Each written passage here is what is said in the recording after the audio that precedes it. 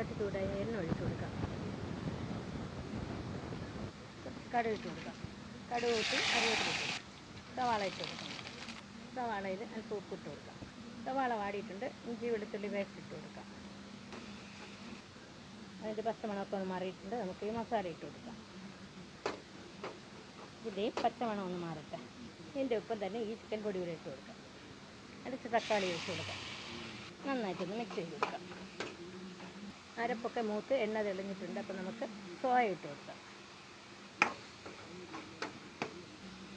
ഉരുളക്കിഴങ്ങ് കൂടെ ഇട്ട് കൊടുക്കാം.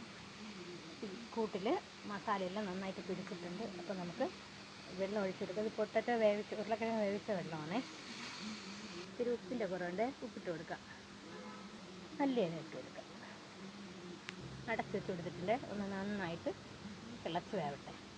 അപ്പോൾ അതാ ഇവിടെ സോയാക്കറി റെഡി ആയിട്ടുണ്ട്. എല്ലാവരും ഉണ്ടാക്കി നോക്കണേ. പ്ലീസ് എൻ്റെ ചാനലൊന്ന് സബ്സ്ക്രൈബ് ചെയ്യണം, കമൻറ്റ് ചെയ്യണം, ലൈക്ക് ചെയ്യണം.